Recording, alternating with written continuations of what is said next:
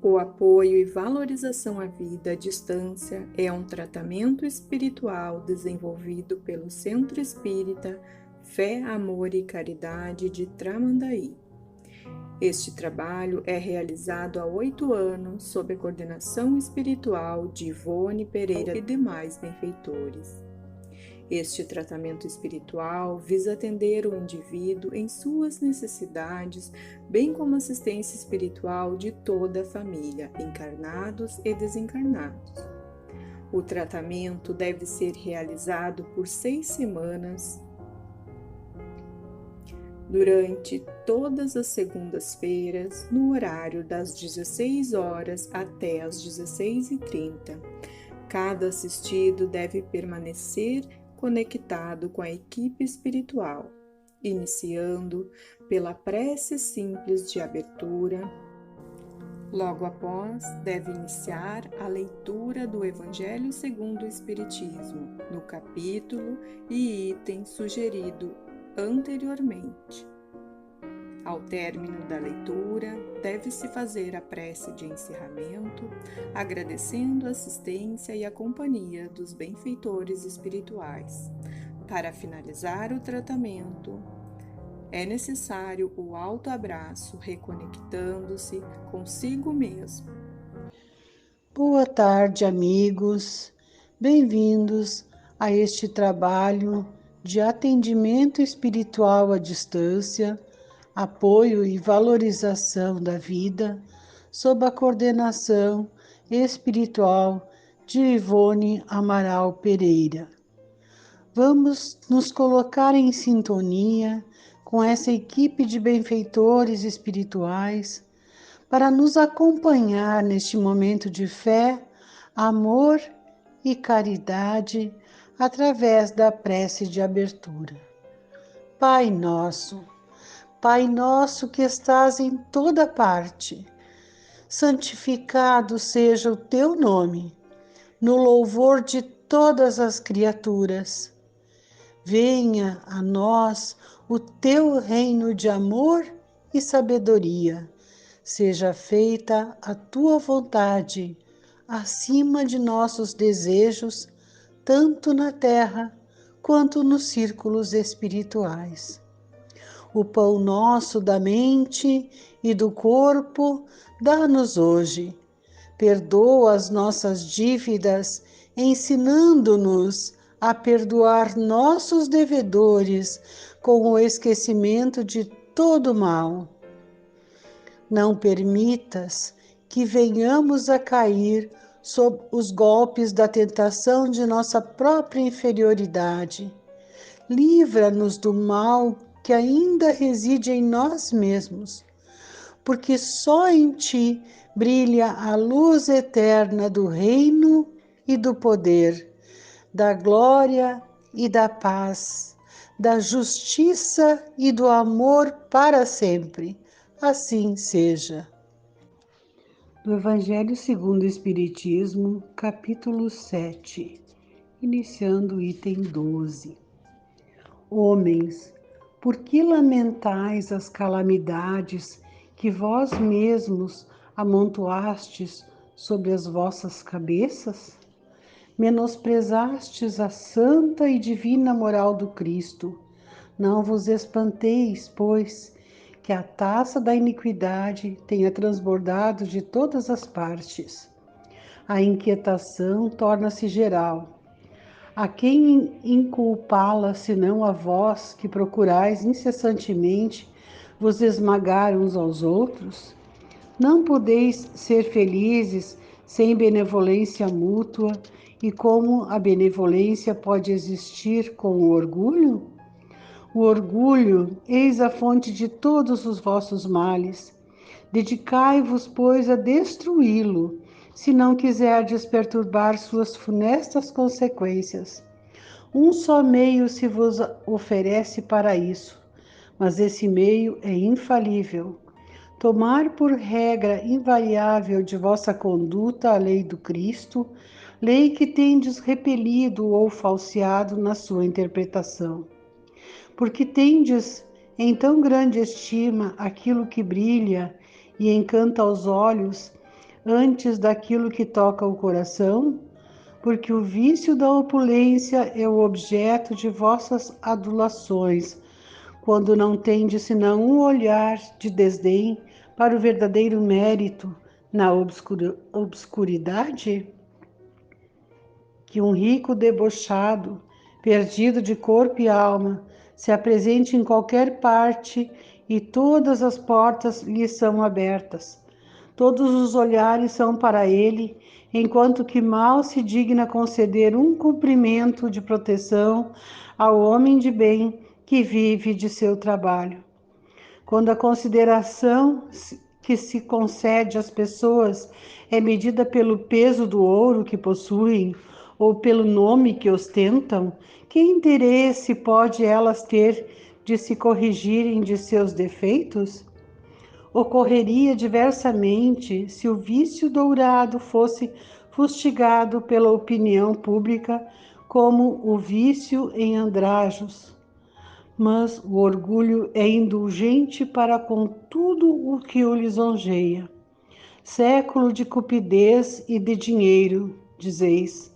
Sem dúvida, mas por que deixastes as necessidades materiais usurpar sobre o bom senso e a razão?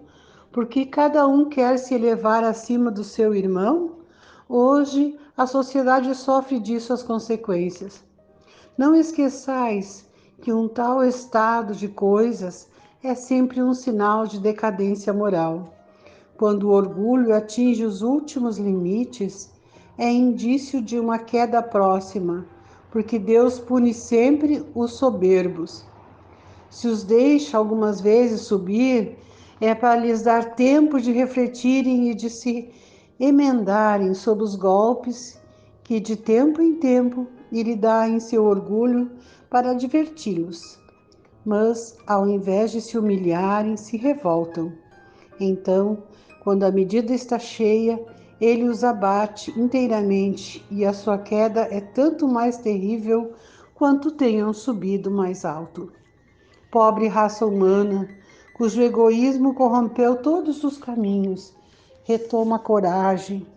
Entretanto, em sua misericórdia infinita, Deus te envia um poderoso remédio para teus males, um socorro inesperado na tua aflição. Abre os olhos à luz, eis as almas daqueles que não estão mais na terra, que vêm te chamar aos teus verdadeiros deveres. Elas te dirão, com a autoridade da experiência, quanto as vaidades e as grandezas de tua passageira existência são pouca coisa perto da eternidade. Elas te dirão que lá é o maior quem foi o mais humilde entre os pequenos deste mundo, que aquele que mais amou seus irmãos é também aquele que será mais amado no céu, que os poderosos da terra, se abusaram de sua autoridade, serão reduzidos a obedecer aos seus servidores, que a caridade e a humildade, enfim, estas duas irmãs que se dão as mãos, são os títulos mais eficazes para se obter graça diante do Eterno. Adolfo, bispo de Argel, Marmande, 1862. Missão do homem inteligente na terra. Não vos orgulheis do que sabeis, porque esse saber tem limites bem estreitos no mundo em que habitais. Mas suponho que sejais uma dessas sumidades inteligentes desse globo e não tendes nenhum direito para disso vos envaidecerdes. Se Deus, em seus desígnios, vos fez nascer num meio onde pudestes desenvolver a vossa inteligência, é que Ele quer que dela useis para o bem de todos, porque é uma missão que vos dá, colocando em vossas mãos um instrumento com a ajuda do qual podeis desenvolver a vosso turno as inteligências retardatárias e as conduzir a Deus. A natureza do instrumento não indica o uso que dele se deve fazer? A enxada que o jardineiro coloca entre as mãos de seu operário não lhe mostra que ele deve cavar? E que diríeis Se esse operário, ao invés de trabalhar, levantasse a enxada para com ela atingir seu patrão, diríeis que é horrível e que ele merece ser expulso. Pois bem, não ocorre o mesmo com aquele que se serve de sua inteligência para destruir a ideia de Deus e da providência entre seus irmãos? Não ergue contra seu senhor a enxada que lhe foi dada para roçar o terreno? Tem ele o direito ao salário prometido e não merece, ao contrário, ser expulso do jardim? E o será, não duvideis disso, e arrastará existências miseráveis e cheias de humilhações até que se curve diante daquele a quem tudo deve. A inteligência é rica de méritos para o futuro, mas com a condição de ser bem empregada. Se todos os homens dotados se servissem dela segundo os desígnios de Deus, a tarefa dos espíritos seria fácil para fazer avançar a humanidade avançar. Infelizmente, muitos fazem dela um instrumento de orgulho e de perdição para si mesmos. O homem abusa da inteligência como de todas as outras faculdades, e, entretanto, não lhe faltam lições para adverti-lo de que uma poderosa mão pode lhe tirar aquilo que ela mesma lhe deu. Ferdinando, Espírito Protetor, Bordeaux, 1862. Capítulo 8. Bem-aventurados aqueles que têm puro o coração. Deixai vir a mim as criancinhas. Bem-aventurados aqueles que têm puro coração, porque verão a Deus. São Mateus, capítulo 5, versículo 8. Apresentaram-lhe então criancinhas, a fim de que ele as tocasse. E como seus discípulos afastassem com palavras rudes aqueles que as apresentavam, Jesus, vendo isso, zangou-se e lhes disse: Deixai vir a mim as criancinhas, e não as impeçais, porque o reino dos céus é para aqueles que se lhes assemelham. Eu vos digo em verdade, todo aquele que não receber o reino de Deus como uma criança, nele não entrará. E as tendo abraçado, as abençoou, impondo-lhes as mãos. São Marcos, capítulo 10, versículos de 13 a 16. A pureza do coração é inseparável da simplicidade e da humildade e exclui todo pensamento de egoísmo e de orgulho. Por isso, Jesus toma a infância por emblema dessa pureza, como a tomou para o da humildade.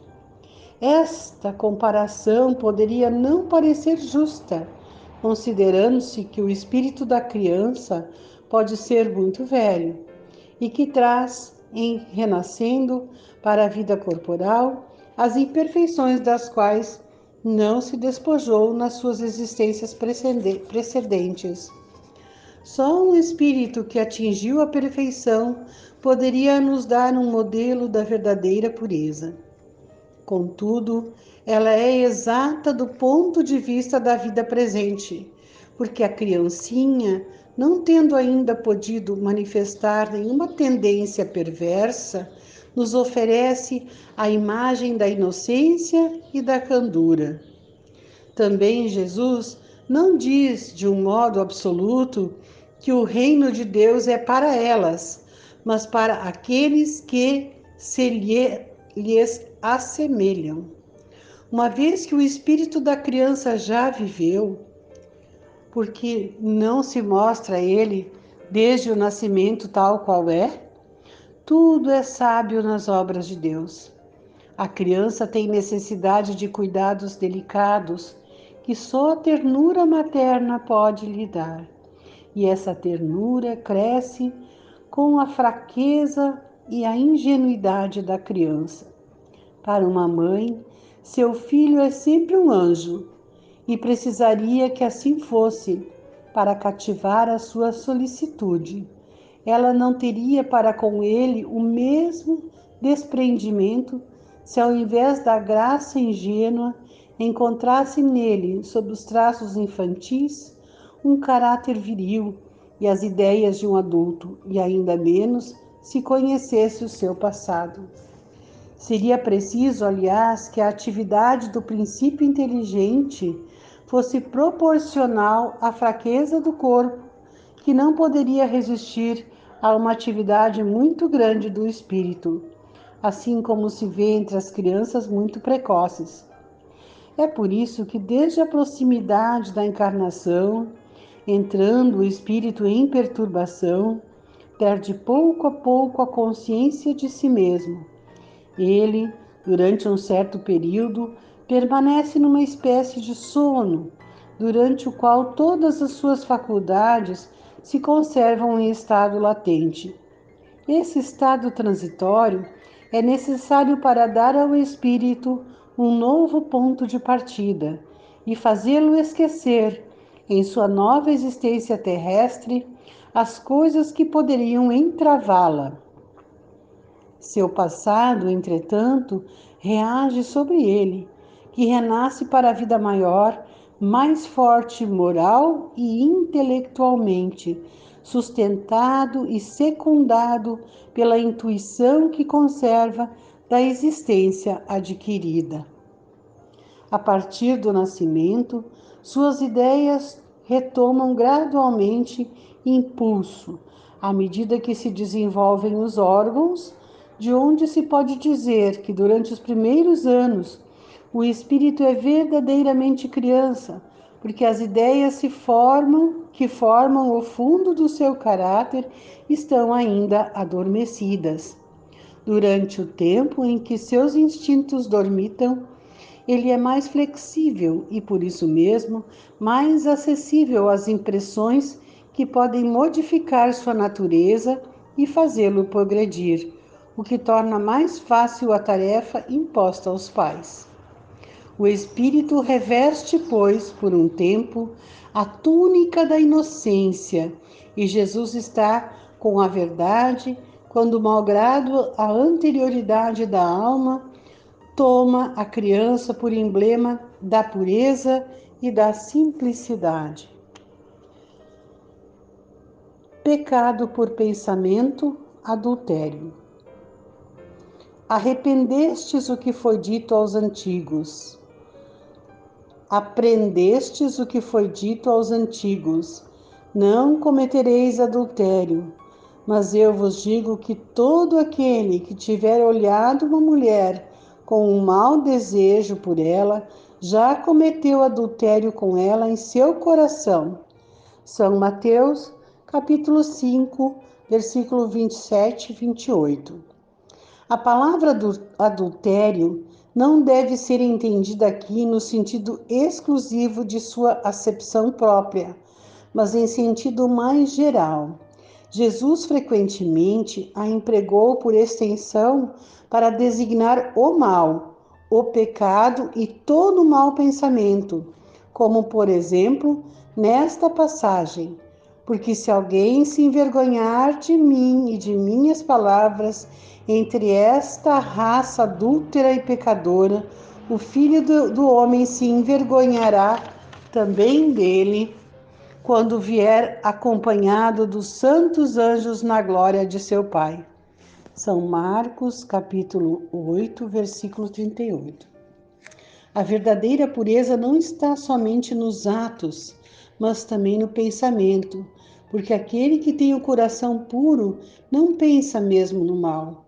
Foi isso que Jesus quis dizer. Ele condena o pecado, mesmo em pensamento, porque é um sinal de impureza. Esse princípio conduz naturalmente a essa questão. Sofrem-se as consequências de um pensamento mal não seguido de efeito? Mal não seguido de efeito?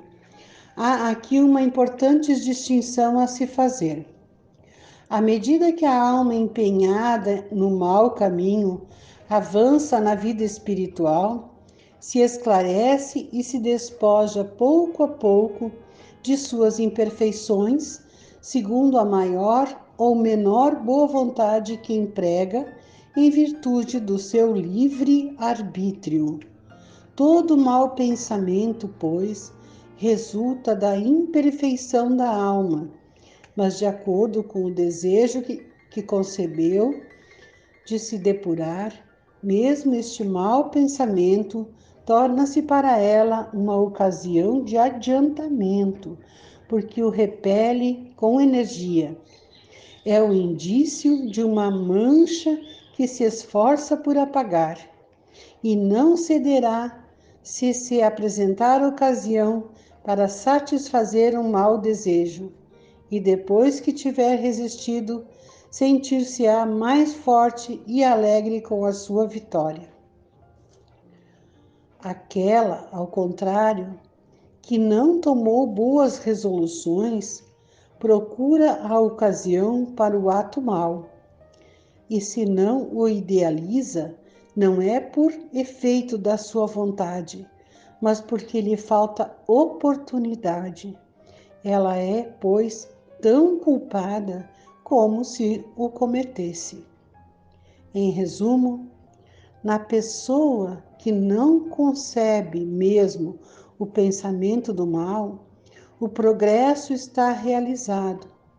Naquela a quem vem esse pensamento, mas o repele, o progresso está em vias de se cumprir. Naquela, enfim, que tem esse pensamento e nele se compraz, o mal está ainda com toda a sua força.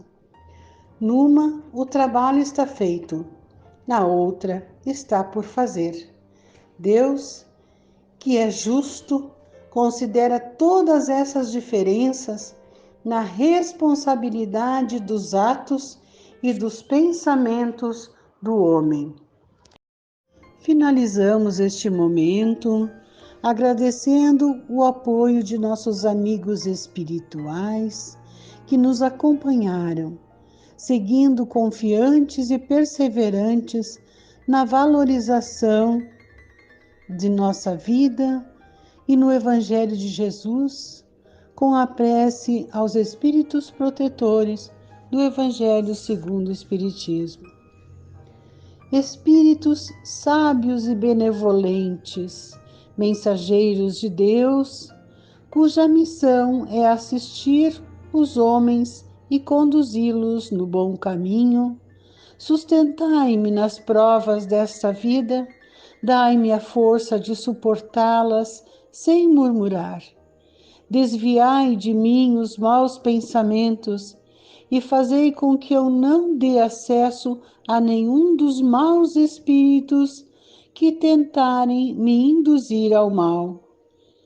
Esclarecei minha consciência sobre meus defeitos e elevai de sobre meus olhos o véu do orgulho que poderia impedir-me de os perceber e confessá-los a mim mesmo. Vós, sobretudo, meu anjo guardião, que velais mais particularmente por mim, e vós todos, espíritos protetores, que vos interessais por mim, fazei com que me torne digno da vossa benevolência. Conheceis as minhas necessidades, que elas sejam satisfeitas segundo a vontade de Deus. Que assim seja.